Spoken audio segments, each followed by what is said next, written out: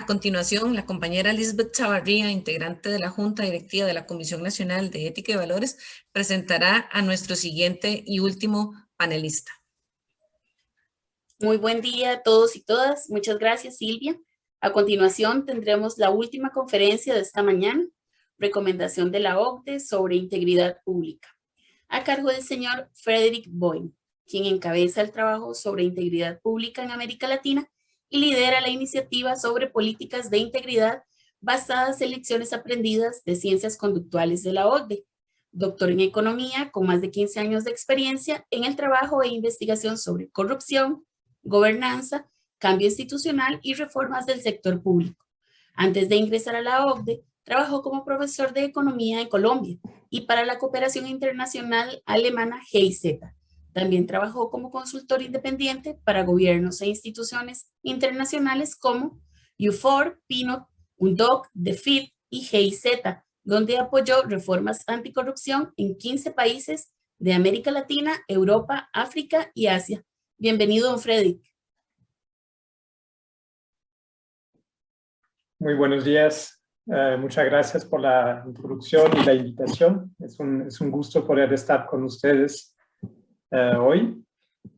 Yo preparé una pequeña presentación que voy a subir ahora. Por favor, avísenme si la pueden ver.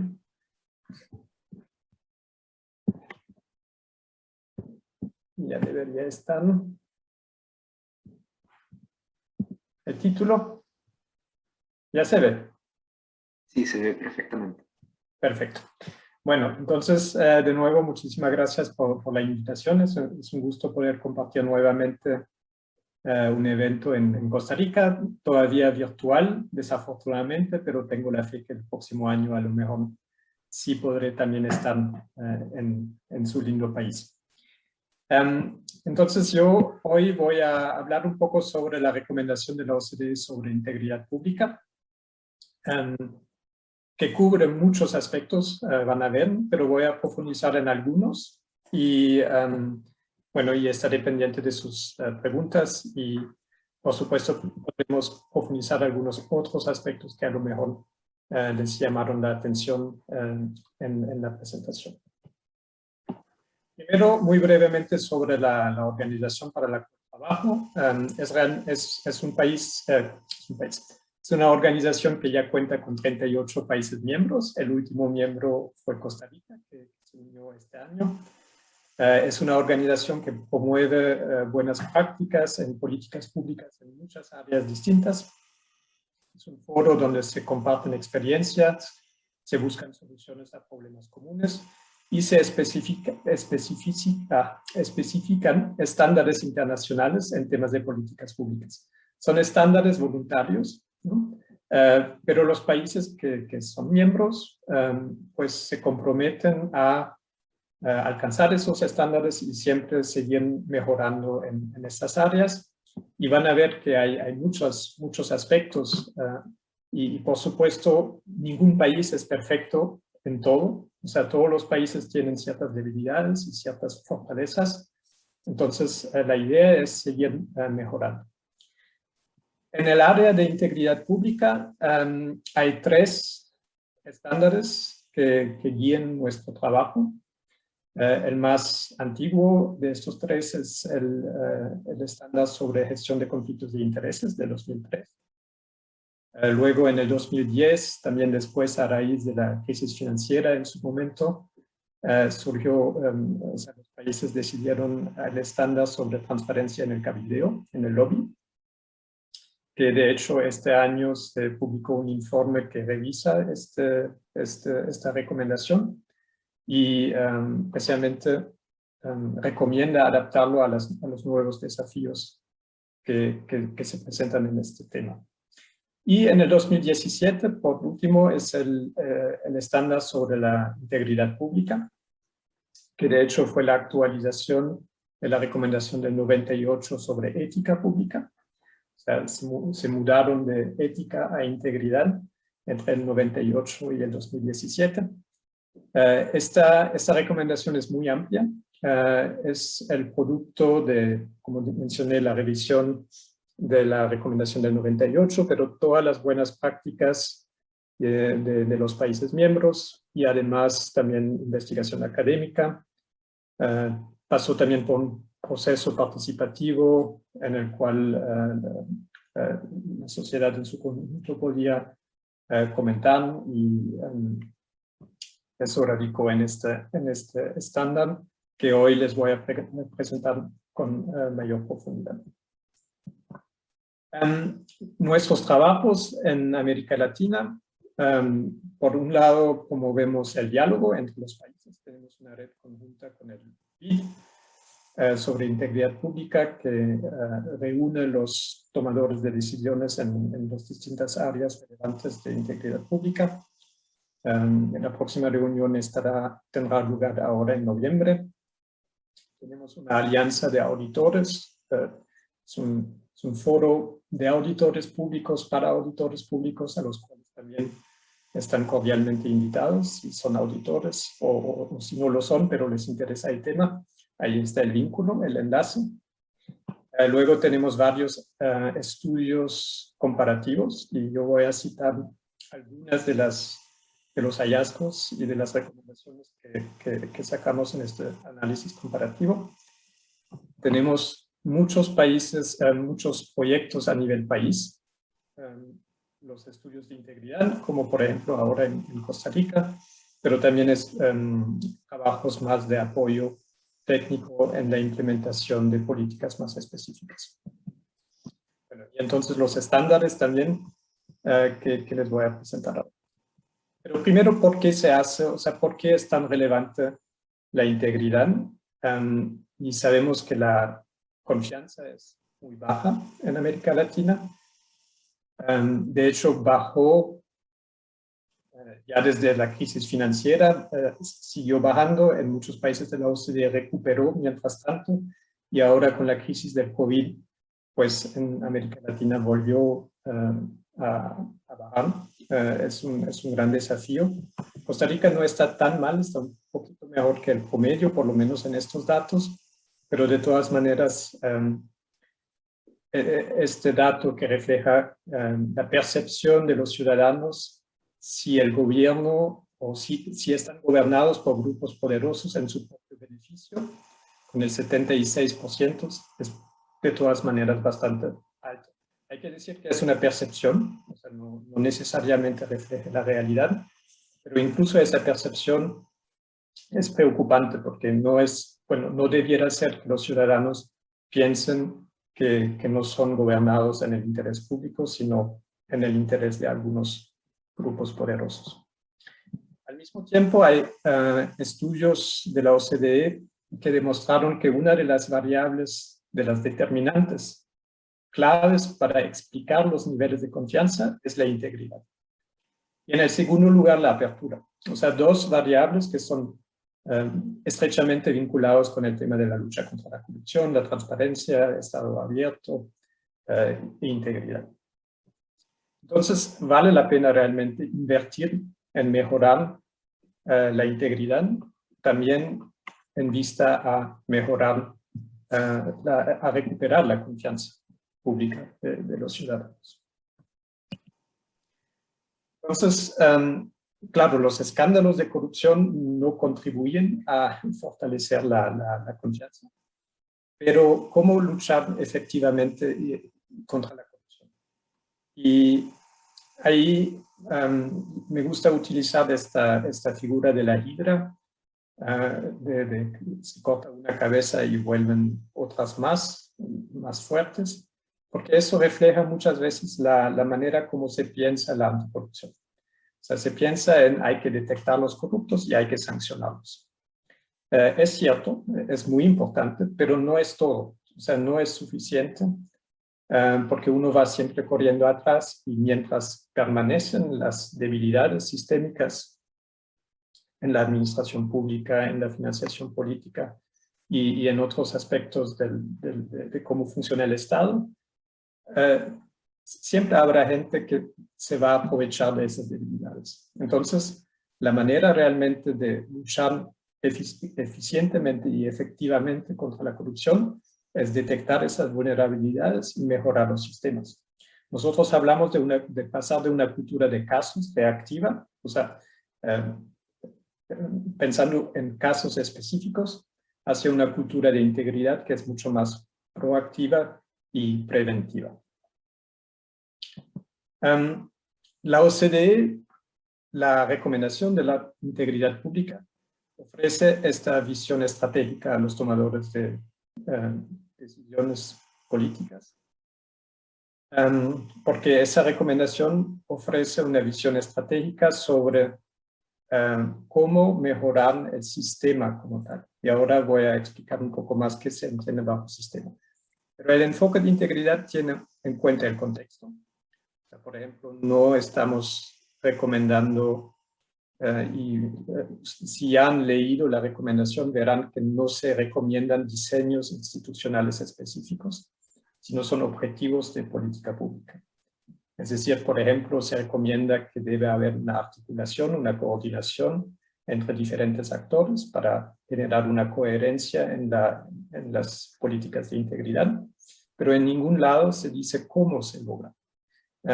Y eso es para tomar en cuenta que muchos países, de acuerdo a su contexto cultural, legal, histórico, tienen diferentes maneras también de abordar el sistema y no necesariamente hay no existe una solución única para resolver estos temas. Segundo, es un enfoque conductual. Es decir, nos interesa realmente cómo la gente se comporta y lo importante también es incidir en la conducta. Ahora también voy a hablar un poco más sobre eso.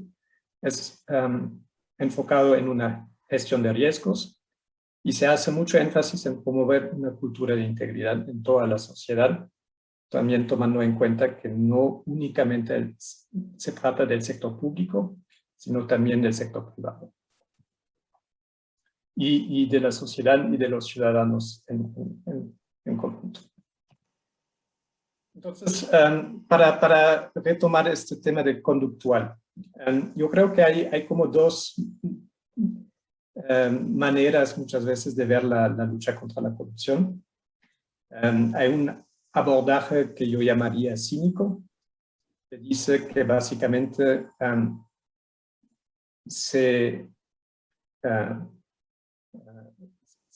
parte del supuesto que todo el mundo es corrupto y que cuando se presenta una oportunidad, la persona que está frente a esa oportunidad la va a tener en cuenta si los costos son más bajos que los beneficios del acto de corrupción.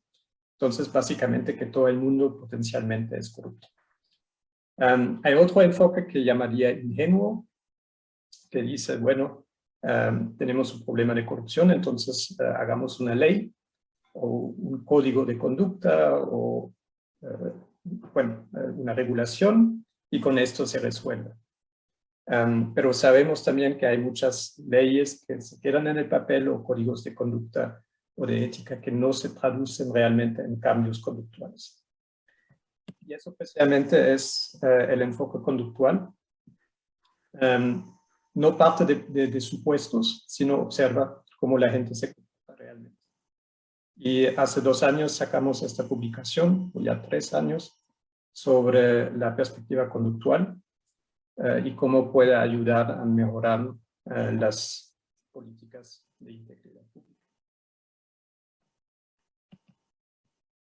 Y uno de los resultados que tenemos de la experiencia de la academia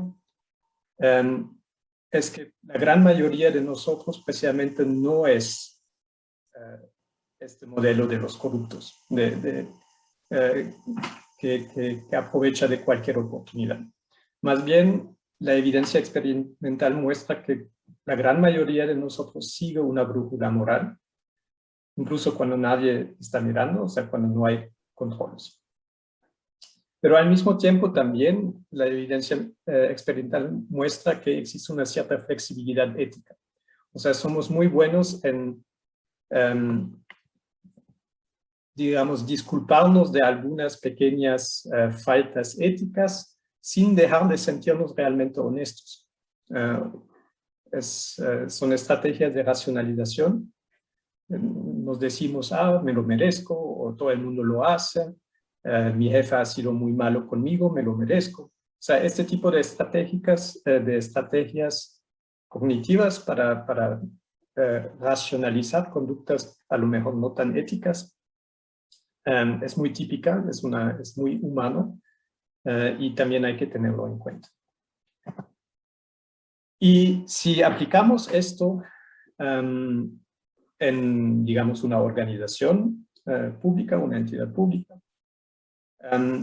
generalmente la evidencia muestra que existen 3 tipos de personas. Los A, los B y los C. Los A, uno podría decir, son los angelitos, son los ángeles, son los que siempre se van a comportar de manera ética. No importa lo que pase lo que pase, siempre van a ser éticos. Los C son los corruptos, o sea, son la gente que de verdad aprovecha de cualquier oportunidad. Pero como ya dije, la gran mayoría, más o menos el 80% de las personas pertenecen a un grupo intermedio, B. Son ni corruptos, ni también totalmente angelitos, sino están ahí en el medio y son capaces de esa cierta flexibilidad ética. El gran problema es que la lucha contra la corrupción, los enfoques de anticorrupción tradicionales, enfocan únicamente en el grupo C. O sea, estamos únicamente pensando las políticas anticorrupción, pensando en los malos. Pero se nos escapan, de hecho, un 90% de la población de una entidad pública o incluso de una sociedad, porque el enfoque está en los C. Y hay un modelo interesante en Australia que, por ejemplo, dice que un sistema de integridad inmaduro es un sistema que se enfoca únicamente en este grupo C.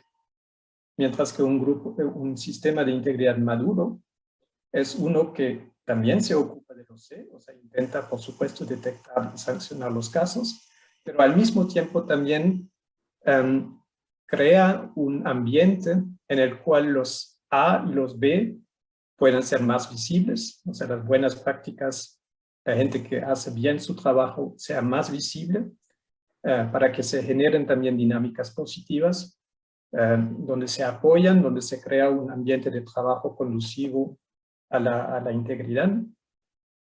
Y es cuando uno tiene estas 2 maneras de mirar la lucha contra la corrupción, es ahí donde uno probablemente tendrá mayor éxito. Entonces, eso me parece un resultado muy importante y bueno, que vale la pena realmente pensarlo en sus organizaciones, en el día a día, de no únicamente pensar en los malos. Entonces, la recomendación de la OCDE sobre integridad pública toma en cuenta este tipo de resultados y está organizado en 3 pilares. El primer pilar es el sistema, el segundo la cultura y el tercero la rendición de cuentas. El sistema básicamente, y ahora lo voy a explicar en más detalle, pero básicamente toma en cuenta que existen muchos actores en un país que son relevantes para la integridad pública, servicio civil, procuraduría, contraloría y defensoría. O sea, este tipo de organizaciones juegan todos un papel importante en promover la integridad pública. Cultura toma en cuenta que no solamente se trata de leyes, sino también hay que pensar en aspectos más de las prácticas. Y el pilar de la rendición de cuentas, por supuesto, toma en cuenta que también hay que detectar, también hay que gestionar los riesgos y también hay que sancionar, por supuesto, irregularidades. Entonces voy a pasar un poquito uno a uno por estos 3 pilares y profundizar únicamente en algunos aspectos por razones de tiempo. También existe este manual que pueden telecargar, que está mirando cada principio de la recomendación en más detalle. Entonces, el primer pilar del sistema, en primer lugar, dice que debe haber un compromiso al más alto nivel. O sea, los directivos tienen que demostrar tanto en su propia conducta como en la manera como promueven políticas de integridad, deben mostrar un compromiso. Eso también, por ejemplo, significa dedicarle ciertos presupuestos, recursos humanos, financieros a este tema. Segundo, deben haber responsabilidades claras en todos los niveles del gobierno y ahí también ver cómo los diferentes actores con diferentes mandatos puedan articularse, coordinarse para tener una visión coherente sobre la integridad pública. Respetando las autonomías constitucionales, por ejemplo, pero de todas maneras es importante que haya una cierta coherencia en los mensajes, por ejemplo. Tercero, una estrategia, y me imagino que ya mencionaron la estrategia en Costa Rica, la nueva. Entonces, ahí es muy importante tener esa visión de qué se quiere cambiar, cómo, por quiénes, y medir, ¿no? Encontrar indicadores relevantes que puedan medir la implementación, el progreso y que permitan también un cierto aprendizaje en el camino. Y por último, las normas. O sea, deben haber normas, reglas claras, y no solamente se trata de normas formales, sino también informales.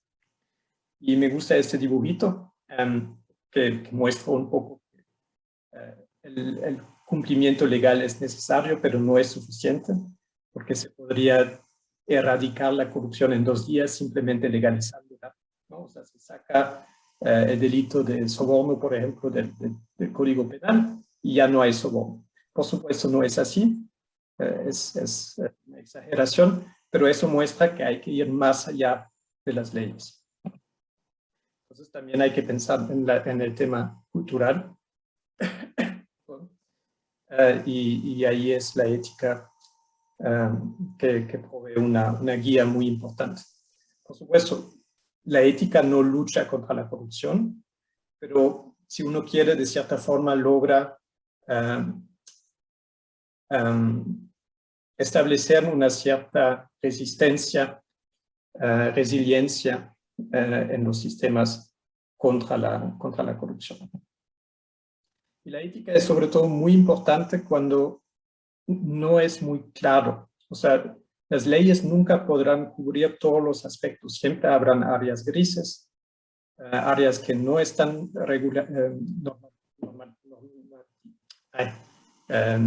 que no tienen leyes todavía.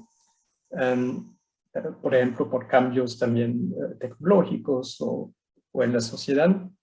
Pero entonces pueden surgir estos dilemas en los cuales hay que tomar una decisión, pero todavía no está muy claro, y ahí es también la ética que puede proveer esta brújula para gestionar este tipo de situaciones. La ética también es muy importante en el tema de conflictos de intereses. Ahora lo voy a mencionar un poquito más en detalle. Y muy importante, entonces, entender que los códigos o los valores, la ética, complementan las leyes. O sea, no es un sustituto, sino es un complemento desde la mirada más informal. Aquí hay un buen ejemplo de un código en la región, que es el Código de Integridad de Colombia. Brasil también ahora identificó unos valores para todo el servicio civil del Ejecutivo Federal, con nuestro apoyo. La lección más importante es que debe ser muy simple. O sea, no se trata de complejidad o de hacer todavía más complicado el tema de la ética, sino debe ser muy simple. Y no sé, de pronto han visto ustedes códigos que se leen incluso como una ley. Y eso, pues, la verdad no es la idea precisamente de los valores. Esto es otro ejemplo de Australia, que también tiene 5 valores. está integrado en el sistema de gestión pública, como en Colombia también, de hecho. Y también en Australia tienen un modelo para ayudar a los funcionarios a resolver dilemas éticos que se llama Reflect. Ahí también con mucho gusto puedo explicarles un poco más cómo, qué es la idea atrás. Me parece muy importante el tema de conflictos de intereses y creo que es uno de los temas más complicados en la implementación. Hay muchos malentendidos. Muchas veces cuando uno habla con funcionarios públicos sobre conflictos de intereses, lo entienden como algo malo. Hay confusión entre conflicto de interés y tráfico de influencia, creo. O sea, un conflicto de interés es una situación de riesgo y dependerá de cómo se maneje esta situación, si termina en algo malo o simplemente una identificación que se logró gestionar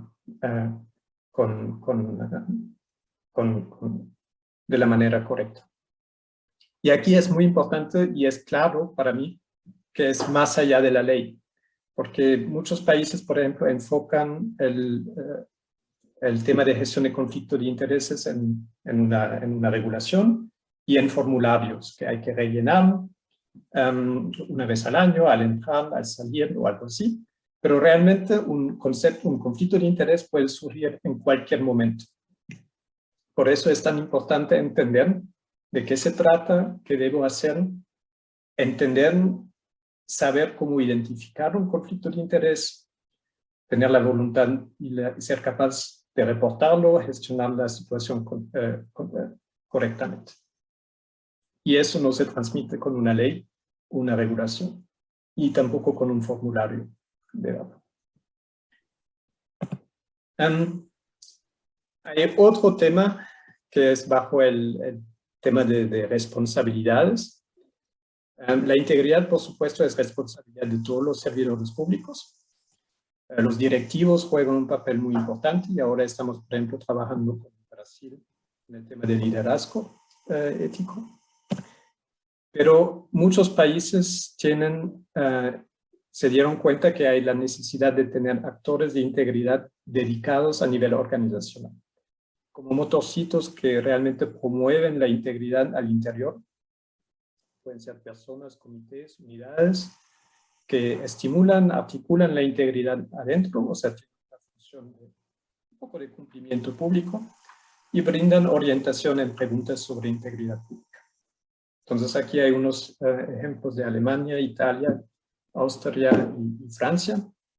En la región, en Latinoamérica, casi todos los países cuentan con una función similar. Eso es un vistazo sobre lo que hay en Costa Rica y las comisiones de rescate y valor institucional. Y así hay diferentes modelos. Hay dos excepciones, Colombia y Guatemala. En Colombia me parece interesante porque, bueno, conscientemente tomaron la decisión de no tener un actor dedicado a nivel institucional, sino un sistema de gestión que obliga a los gerentes públicos a reportar progresos en diferentes áreas de políticas públicas y, entre otros, en integridad. Entonces, de cierta forma, se incorpora en el sistema de gestión el aspecto de integridad y así se quiere promover las políticas de integridad en la administración pública. Entonces, pasando al segundo pilar, la cultura de integridad pública. Ahí hay, bueno, muchos aspectos importantes como el liderazgo que ya mencioné, la sociedad en su conjunto, o sea, no solamente se trata del sector público, sino también de la sociedad civil, también del sector privado que tiene una corresponsabilidad. Una cultura de apertura, que no es de gobierno abierto, sino apertura en el sentido de que se puede hablar de integridad, de dilemas éticos, de gestión de conflictos de intereses, sin temores, sin tener miedo, o sea, una cultura de diálogo abierta de integridad. Pero un aspecto muy importante es de la meritocracia, o sea, individuos funcionarios profesionales calificados con altos estándares y valores en el servicio público. Hay datos que muestran que el mérito en el servicio civil en América Latina mejoró. Costa Rica, de hecho, tiene buenos valores, ¿no?, en comparación con muchos otros países.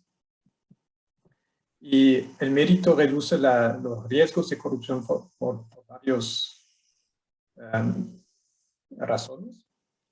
Y por eso es tan importante integrar la integridad en todos los procesos de gestión del talento humano. O sea, todo el círculo, desde la entrada de los servidores públicos, el desarrollo profesional, ofrecer capacitaciones, certificación en áreas relevantes, en las evaluaciones de desempeño, tocar el tema, promover que la gente se siente cómoda en hablar sobre dilemas éticos, por ejemplo,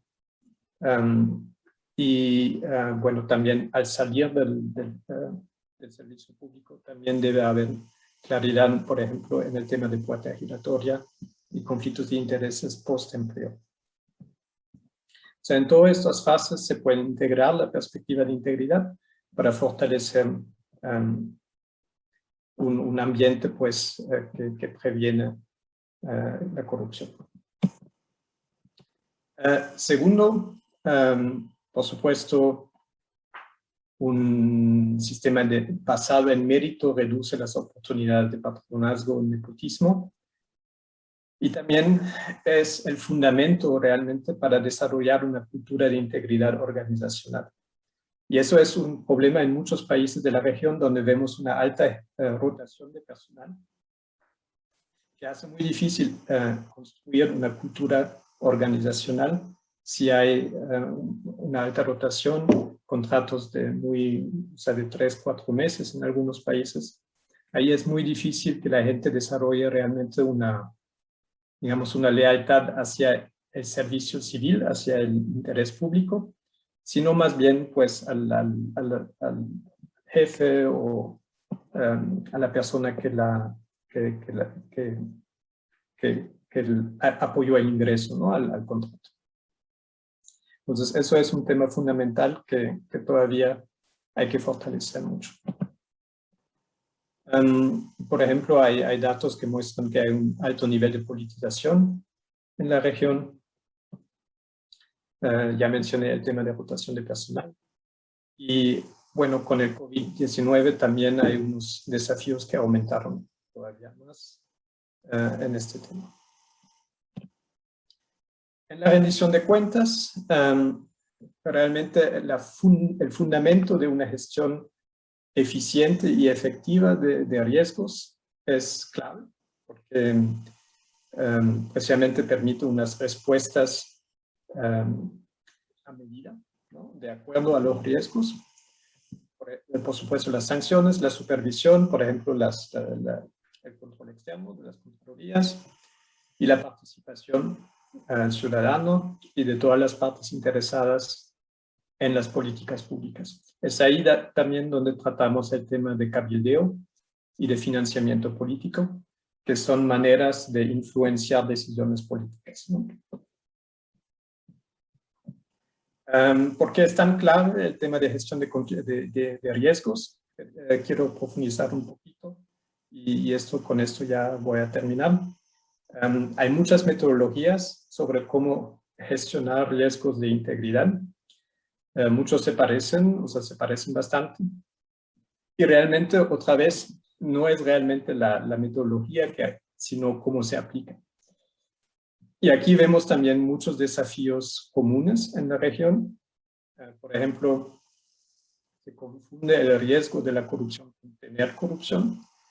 Eso es un gran problema a la hora de, por ejemplo, un directivo de un área a lo mejor no quiere hablar de riesgos de corrupción porque lo siente como juzgando la integridad de su persona o de su equipo, porque confunde el riesgo con el hecho.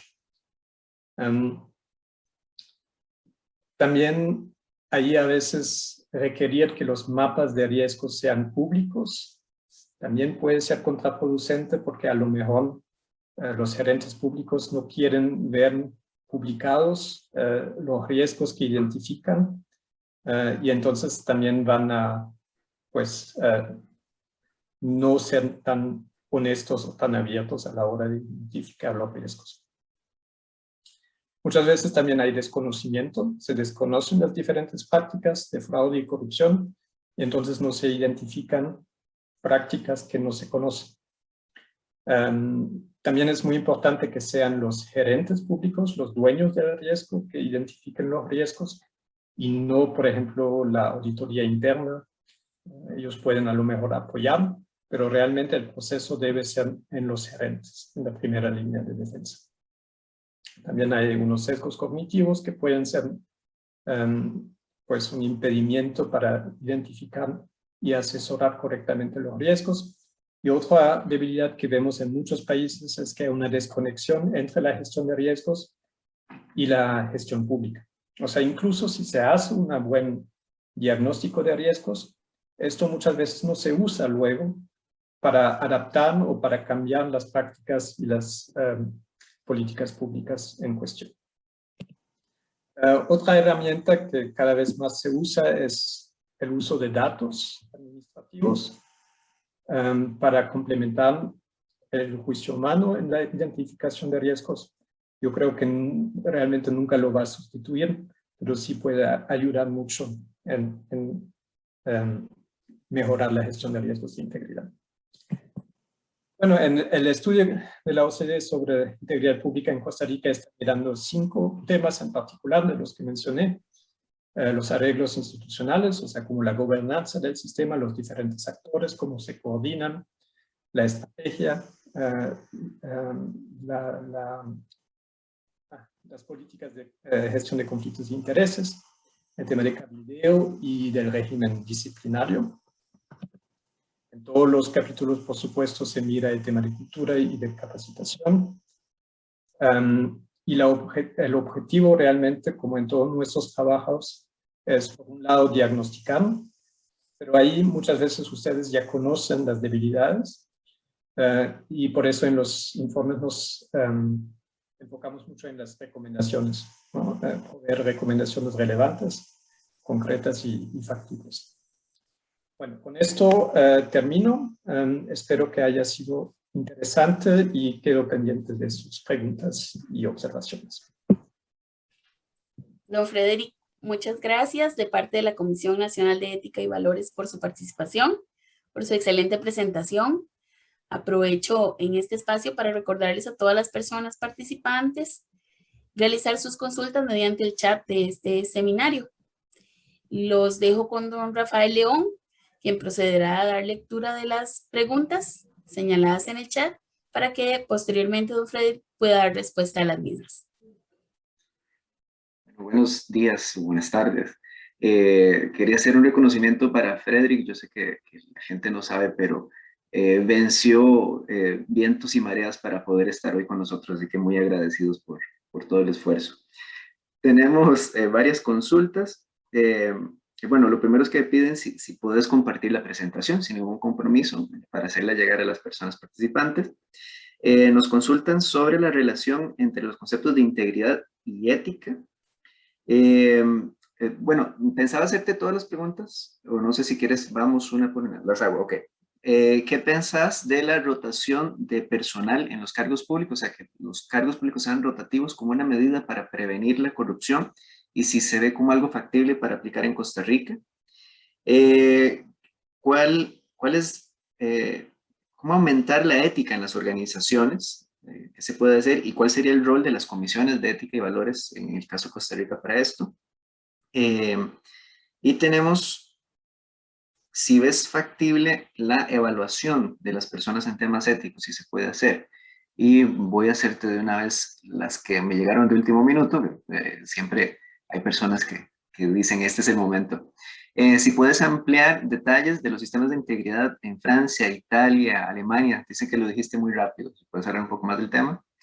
Y eso sería, bueno, que si será ya momento de pasar una estructura legal más fuerte de la Comisión Nacional de Ética y Valores a una superintendencia, a una secretaria. Creo que sería más el tema de coordinación, lo que decías de nivel institucional, de cuál sería ese arreglo institucional que decías. Esas son por ahora.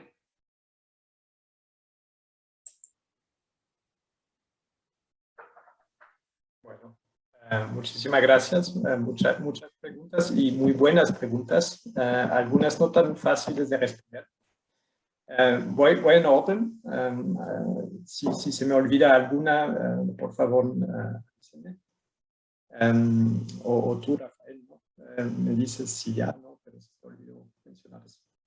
Entonces, primero con los cargos rotativos, o sea, la rotación de personal en posiciones vulnerables es una buena práctica para reducir, para evitar que se formen, que haya suficientemente tiempo para que se establezcan relaciones informales de amistad o de cercanía entre, por ejemplo,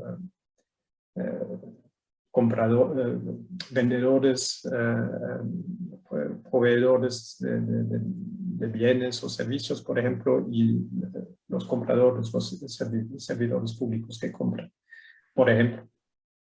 O sea, la idea es evitar que se establezcan estos vínculos, estas relaciones que pueden ser un vehículo en el cual o a través del cual se inician relaciones corruptas. De hecho, vemos en muchas, porque es también un riesgo, o sea, digamos, un gerente en una empresa privada que quiere lograr algún acuerdo corrupto, también es arriesgado para él simplemente mencionarlo o abordar un funcionario público de una manera muy así, abierta, sino, o sea, generalmente es gradual. Se requiere cierto tiempo, hay que establecer, parece extraño, pero de hecho se requiere un cierto nivel de confianza entre las partes. Entonces ahí la rotación puede ayudar, pero por supuesto tiene un costo, o sea, tiene un costo en términos de aprendizaje, de conocimiento de cómo manejar los procesos. Por ejemplo, a nivel municipal puede ser muy difícil encontrar suficientemente personas, pero incluso también a nivel nacional, suficientemente personas capacitadas que puedan pues, ocupar este puesto. Entonces, al fin y al cabo se recomienda, pero únicamente si el puesto lo merezca, o sea, si hay un alto riesgo. Entonces, sí, pero.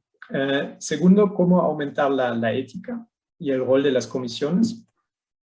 Ahí me parece muy importante porque las comisiones pueden dar vida a estos códigos, a esos valores que existen, que corren desafortunadamente un alto riesgo de permanecer en el papel. Es decir, que se requiere realmente un trabajo continuo de establecer confianza también con los funcionarios públicos, de ser la cara un poco en la institución para promover la integridad. Y eso, de hecho, es un problema con lo que vemos en muchos países, no solamente en América Latina, por ejemplo, de personas o sea, responsables para la ética, pero no tiempo completo. Porque si es un trabajo, digamos, adicional, que muchas veces ni siquiera se paga, pues hay un alto riesgo también que no se le dedique el tiempo suficiente al trabajo. O también comisiones. Por ejemplo, en muchos países se eligen los integrantes de la Comisión de Ética. Eso es una bonita idea y también ayuda a que esa comisión represente diferentes niveles, pero también muchas veces impide que se pueda establecer este vínculo de confianza entre los integrantes de la unidad, de la comisión y los funcionarios, porque hay esa rotación permanente, ¿no? de personal. También vemos que muchas veces demoran para entender realmente todo, cómo funcionan, cuáles son las leyes, cuáles son las regulaciones, los procesos. Y cuando apenas están realmente empezando a trabajar el tema, a lo mejor ya tienen que irse y se reemplazan por otros. Entonces, algunos de las buenas prácticas que mencioné, de hecho, son personas dedicadas, o sea, 100%. Y también es muy importante que no se mezcle la función de ética y la función, por ejemplo, disciplinaria o de sanción. Por la simple razón que uno no va a ir a buscar un consejo, por ejemplo, después de haber hecho algo que a lo mejor uno no está muy seguro si fue 100% ético o está por hacer algo a una unidad que potencialmente me va a sancionar. Entonces, debe ser como un puerto seguro. Eso a lo mejor es una buena descripción de este tipo de unidades de integridad. Muy importante también para apoyar la gestión de riesgos, la gestión de conflictos de intereses, capacitar para informar la alta dirección, los directivos de la institución sobre cosas que no funcionan tan bien. Entonces, en fin, a mí me parece que realmente juega un papel muy, muy importante. Luego había una pregunta sobre evaluaciones de ética. Yo tengo que admitir que soy un poco escéptico. Existen diferentes pruebas, yo no soy psicólogo. Y bueno, yo creo que hay un gran riesgo que la gente se adapte. Pero lo más importante es que a lo mejor, incluso cuando se pasa un test, uno entra en una cultura organizacional que puede ser muy, muy fuerte a moldear mis propios comportamientos después en el lugar del trabajo. O sea, puede ser que yo entre con unos resultados muy, muy buenos en las evaluaciones de ética, pero luego pues me confronto con mi jefe, con mis colegas, y si ahí existen algunas dinámicas culturales en la organización, o me voy a sentir muy mal y salgo, o me adapto, conscientemente o inconscientemente. Entonces, por eso para mí es más importante trabajar este tema de la cultura organizacional con la gente que ya está, que en intentar, digamos, separar al inicio los buenos y los malos. Y peor me parece el tema de la, ¿cómo se llama?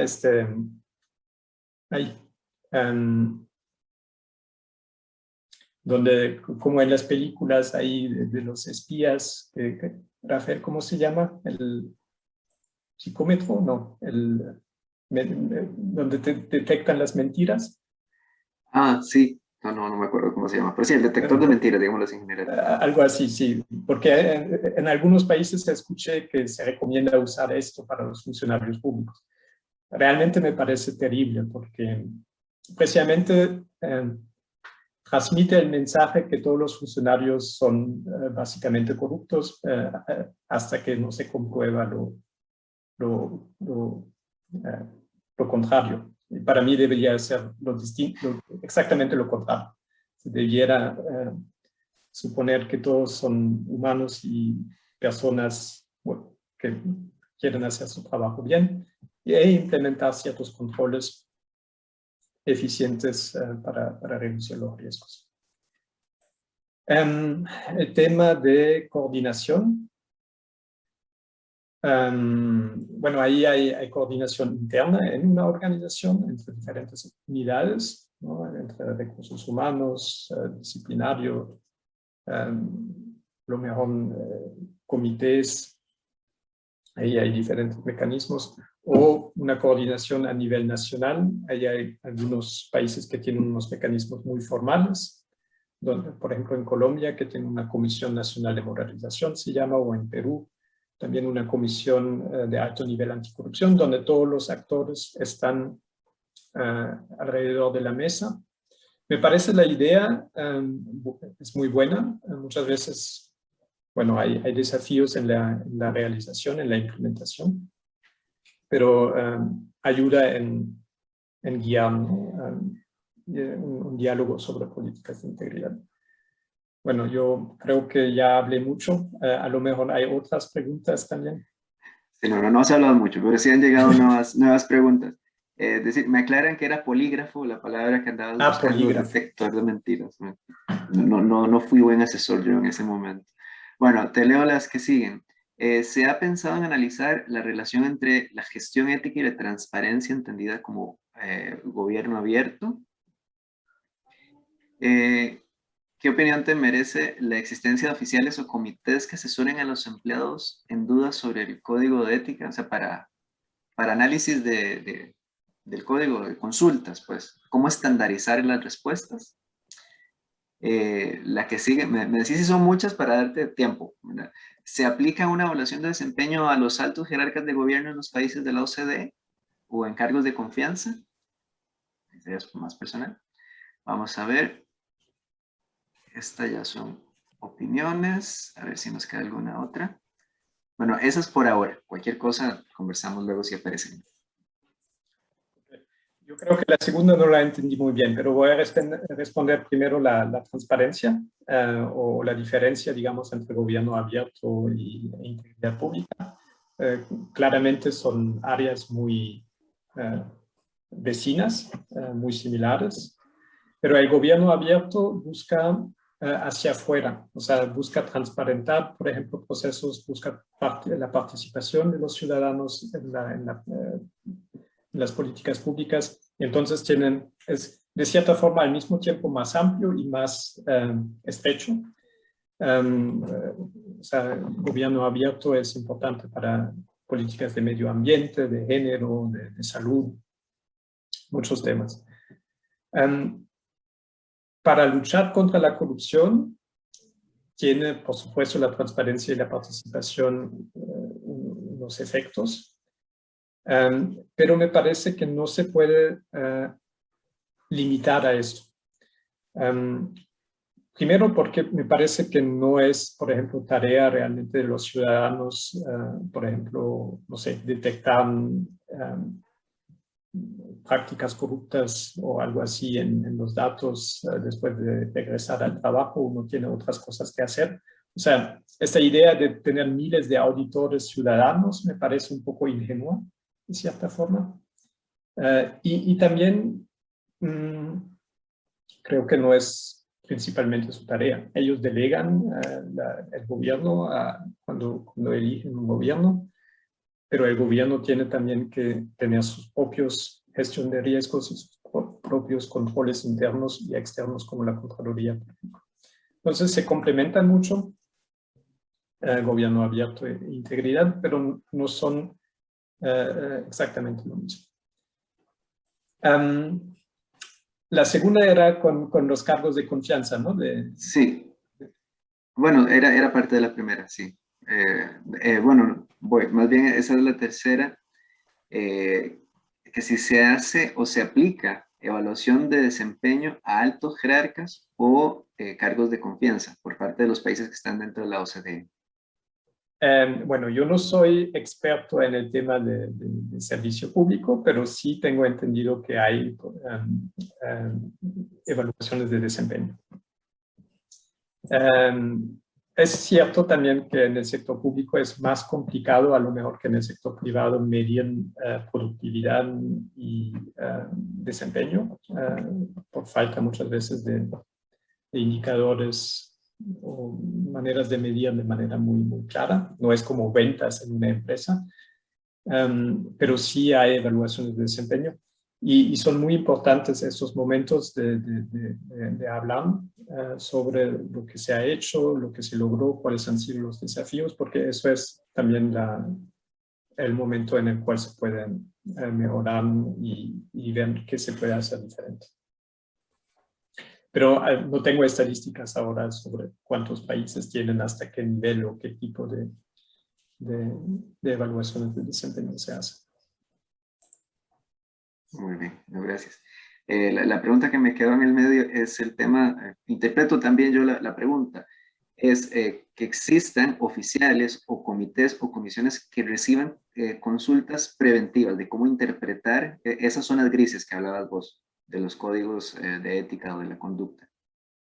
Sí, y a lo mejor regreso a este modelo en Australia, el REFLECT, ¿no? Que son iniciales que forman la palabra reflect en inglés, reflexionar. Y, por ejemplo, en este tipo de situaciones, la guía debiera ser tomar su tiempo, documentar, buscar consejo, o sea, no tomar la decisión solo y apresurado, sino eso, tomar su tiempo, consultar y documentar, para poder demostrar ex post que se ha hecho todo lo posible para tomar una decisión y tener una reflexión ética, por ejemplo, sobre impactos indeseados que podrían suceder por la decisión. Entonces, eso es el modelo australiano que promueven en Australia y me parece una muy buena práctica. Y ojalá pues en la administración también se le dé el tiempo a las personas en estas situaciones y el apoyo. Y ahí pueden también jugar el papel estos comités, unidades, personas de ética, de integridad que pueden apoyar, ¿no?, a los servidores en este tipo de situaciones. Muy bien. Gracias, Frederick. Me parece que lo que tengo acá, si no me fallan los ojos, son más comentarios en relación con lo que has expuesto, que preguntas, así que sería de mi parte agradecerte y le doy paso a la compañera. Gracias. Bueno, nuevamente agradecerle mucho a don Frederick todo su valioso aporte, compartirnos sus experiencias y su amplio conocimiento. De parte de la Comisión Nacional de Ética y Valores, agradecemos a todos los presentes su participación en este seminario sobre recomendaciones internacionales sobre ética e integridad, acordando un modelo único de gestión ética para Costa Rica. También externamos un agradecimiento y un reconocimiento a los patrocinadores de esta actividad: Colegio de Profesionales en Psicología, Patronato Nacional de la Infancia, Colegio de Abogados y Abogadas de Costa Rica, Colegio Federado de Ingenieros y Arquitectos, CEFIA.